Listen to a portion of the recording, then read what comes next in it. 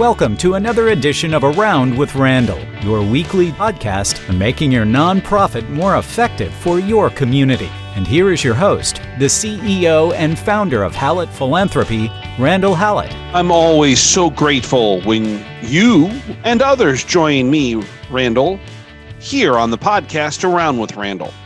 Today's discussion is about building relationships with donors. And we're speaking about those individual relationships. So it could be an intermediate gift officer who is working towards building a relationship for that $1,000, $5,000 ask, or a major gift officer, principal gift officer, planned giving officer who is looking at gifts probably over $10,000 or more.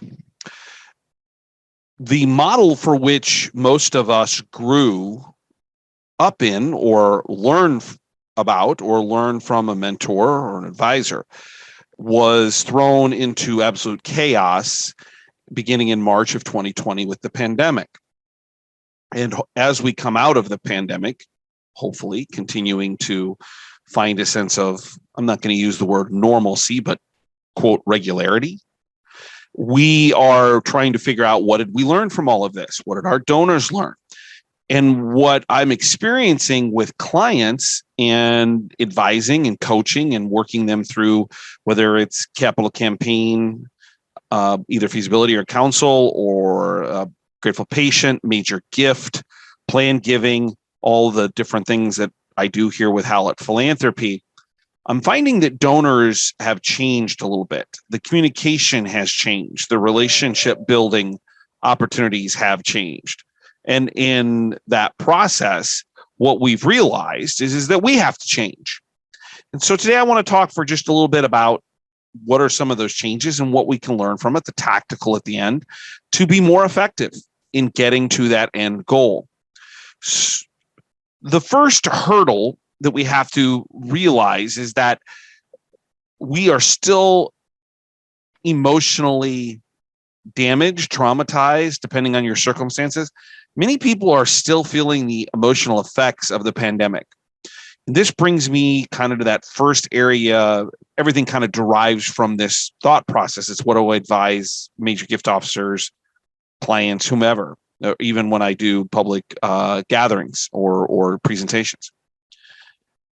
We need to be better at asking for permission as to some of the next steps that we go through when it comes to building a relationship.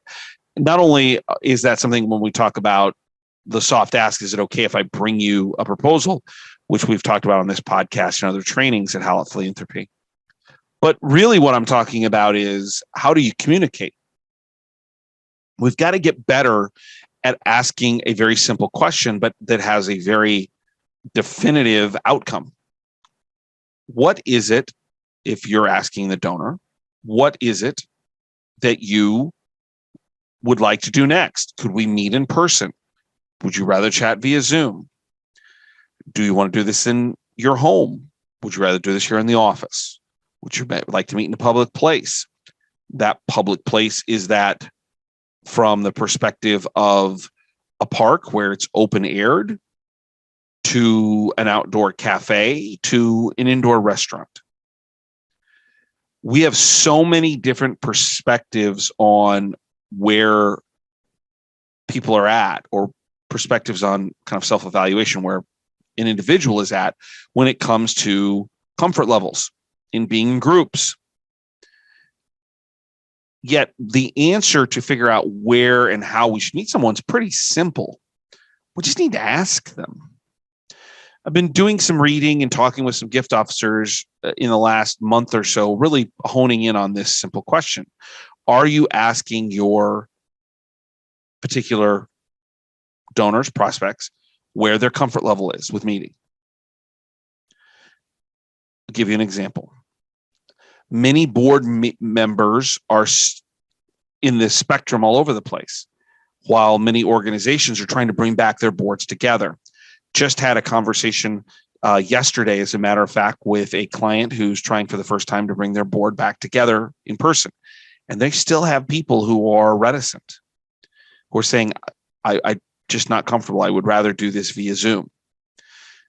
How do you manage that? How do you figure out these things on an individual basis? And that's even more important if you're trying to create a moves management scenario where you're going to eventually ask someone for a gift. So the first walk away lesson, so to speak, here today is you have to be okay asking donors where they're at and what's best for them, and then be able to adjust from there. For those, though, that have accepted what I'll call a multitude of new communication opportunities, from Zoom to phone calls to texts, we're finding some things that are very interesting in terms of how we do our jobs as gift officers, as fundraisers, as relationship builders, as the conduit from the donor to the organization. So let's talk about them kind of in the tactical sense. When we're able to use Zoom or virtual communication, I just use Zoom as a kind of like Kleenex. It covers everything. There's some challenges and there's some positives, wins and losses. Zoom certainly makes us a lot more efficient. It gives us an opportunity, particularly if you're a smaller organization or your budget's still being squeezed, to continue developing relationships without having the travel expense. I think about this in my own business, as in consulting, in that when I can use Zoom, and I probably can use it about 98% of the time for a 98% efficiency, it makes me more efficient. And from a work-life balance, makes me happier. I'd rather be at home with my wife and kids. With all due respect to the great clients I work with, it makes it efficient. So there's really strong positives in what I think of as lost travel time that's removed. There's nothing more frustrating than trying to get home or get somewhere and you are stuck in an airport, or you have a drive and that time's not as efficient. And many of us, and I'm sure you do the same, try to fill in phone calls. But at some point you lose productivity. I think also all of this pandemic and the constant communication via Zoom, maybe via texting, which we're going to talk about here in a second, I think also has deepened relationships with donors. I think about some of the people that I've had the privilege of working with, particularly at higher ends, and the level of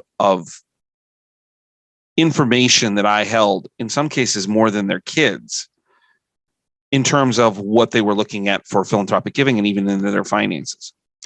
I think this has also changed a little bit in terms of emotional support. I'm hearing from more and more gift officers talking about their donors, the people that are closest, that they've built relationships over time.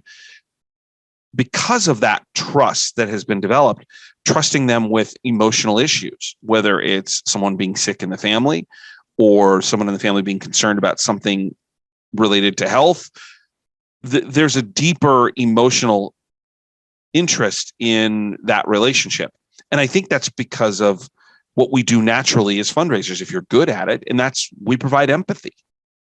When we go through the relationship building process asking for a gift, empathy is kind of a natural thing because they usually have challenges.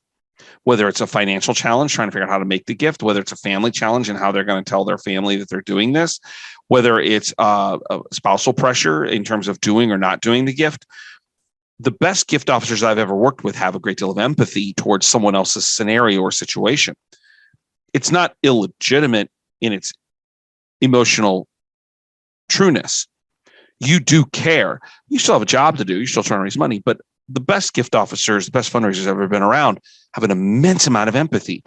I think that's coming into play right now in massive ways as we have emotional scars, many people do, coming out of the pandemic.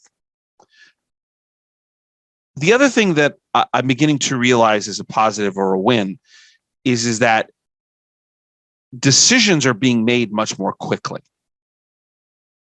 During my doctoral studies, there was the dean of the School of Ed, Bruce Kramer, wrote a book about discernment, and we used it as kind of a process to work through challenges and use it as kind of a mechanism, a process to go through decision making. what I think the pandemic has done has allowed people to consider their values, because there's been a lot of difficult situations. Maybe professionally life has changed. Maybe at home life has changed. Maybe someone's lost a loved one. Maybe you have a relative that's very concerned about it. You haven't seen them, a sister, a brother, a child. You haven't seen them in a while. And so there's this almost discernment process that I think we've all gone through that really gives us a chance to think about our values. Why is this important? I think major donors are making decisions much more quickly. They don't need as much catering and cultivation that goes on in a normal basis. They've had a chance to know what's important to them. And so when we talk about these positives, we're talking about our own time. We're talking about deeper relationships, particularly opportunities where there's a great deal of empathy needed. And the fact that, people have had a chance to consider what's important to them. One other element, I think when you utilize this new communication mode, it's much easier to get content expertise or support involved in the relationship. If you're in healthcare and you want a physician or a researcher, or if you're in education, a professor, or if you're a social service and you want a board member, it is much easier to coordinate a visit either locally or regionally or more distant using Zoom, because you can just bring them into the conversation. The best organizations that I work with and the best gift officers are utilizing this beautifully. We are seeing major gifts being closed via Zoom, but that's because if we go back all the way to the original question, what's in the best interest of the donor? What are they comfortable with? That's what they want. But we're also beginning to see more and more people meet personally. And it's easier to utilize both of them, particularly with a content expert, if you bring them into a conversation via Zoom and maybe you're in person. There is no right or wrong answer. So there's some wins, but there are also some challenges, some losses. I've also learned that when you schedule a Zoom meeting, there's really a less feeling of urgency. When I used to travel and I would tell them I'm coming to Florida, that meeting was really important. But via Zoom, we can just reschedule. Hey, we'll just do this next week. But that affects my schedule. And you have to work with the donor at their speed and level of interest. But at the end of the day, I do feel a less urgent situation. Personal example, I do feasibility studies. The rate of cancellation of feasibility study interviews is dramatically increased with Zoom because, we can just reschedule. We can. It's not the end of the world. But at the end of the day, that affects my ability to get my job done. Well, the same is true as a gift officer. I think the other thing is that the types of communication we have when you utilize less personal, less face-to-face visits, things like if you use email to set up meetings or to communicate, subject lines and first lines of the email become very, very important. I find myself crafting emails, those first couple lines and the subject lines more often, more carefully than I did before the pandemic, because I know that there's going to be a 3, 4, 5 second quick assessment by the receiver that they're going to decide where they want to engage. That comes from a very narrow moment. What is the verbiage? And I find myself constantly in emails to clients, emails to feasibility study interviewees, to potential clients. And I talk to gift officers about it. They're talking about it with donors, recrafting that subject line all the time. It also requires, when we have less face-to-face meetings, a need for more creative follow-up. More of a, how do you use video as a part of this? If you're talking about a particular need in the organization, is there something you can get in front of them that's creative, that's not just that follow-up email? I think that creativity allows people to connect more quickly, that emotional center that we're looking for in donors, to connect them to the needs that we have and to get them to act. So challenges really are about urgency, about attention grabbing, You only have a few seconds to grab their attention on something, because your medium when you're face to face is you and the person, or you and the couple, or you and the family. But in an email, there are other emails coming in. How do you grab their attention? How do you get them to buy into that moment, to be aware of what you're trying to do? And lastly, you got to be a little more creative, because you have limited opportunities to make them feel the moment if you're not in front of them or they're not in front of you. I also say there's a couple tactical things. I've realized this with clients, and I'm seeing the same thing with gift officers. Because the relationship, if done correctly, deepens over time. That was true before the pandemic. But two things have happened: the growing usage of text messaging, the acceptance of text messaging as a personal communication, particularly by those that are a little bit younger, and then the pandemic. I find myself sometimes at 8, 9, 10 o'clock responding to texts from clients. That's 8, 9, 10 o'clock at night. The boundaries of which we think of in terms of communication have changed. And that's not necessarily a bad thing, because that means you're trusted. That means they trust you and you trust them. And that deepens the relationship, which I am all in favor of. But there are also moments where I don't want to be working. I'm watching a show with my wife. I'm putting my kids to bed. I'm trying to go to sleep myself. And that's especially true. I have clients in Australia, where obviously the times are nowhere similar to where I am here in lovely Omaha, Nebraska, in the Midwest. We need to find ways of properly setting those boundaries, and everybody's going to be different.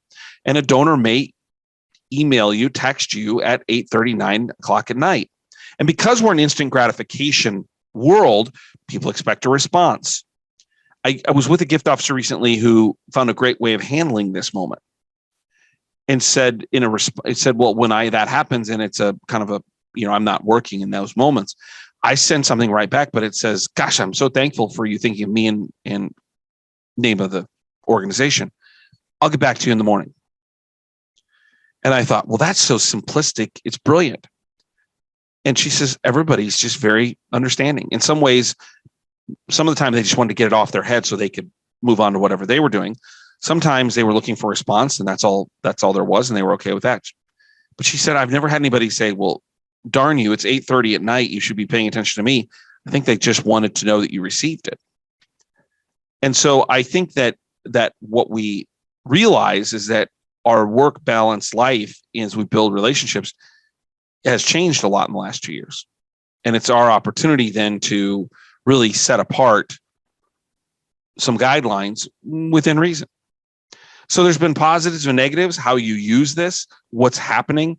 I'm hoping today is really just an opportunity, if you're driving in the car or sitting in your office, to think about how you communicate and where are the boundaries and what are the pluses and minuses, and how you use these new technologies to your fullest, to the best opportunity. And if you do so, you'll deepen those relationships and give yourself and your organization a better chance in driving revenue to the mission you believe in. Don't forget to check out the blogs, 2-3 a week, 90-second reads, interesting things going on in terms of leadership and communication, just something to get you to think, something to possibly get you to go, gosh, that's interesting. And if you want to communicate with me, don't forget, that's podcast@hallettphilanthropy.com.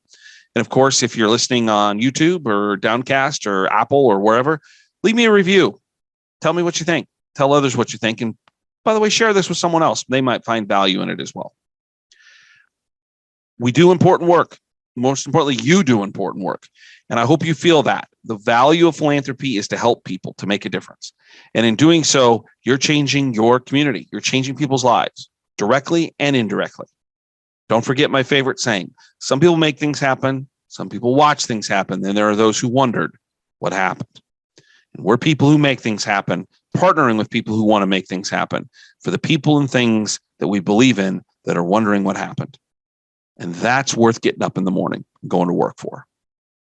It's the way I felt for 25 years. I hope for the rest of my career it's the same way, and I hope it's the same for you. I look forward to seeing you next time, right back here on Around with Randall. And don't forget, make it a great day.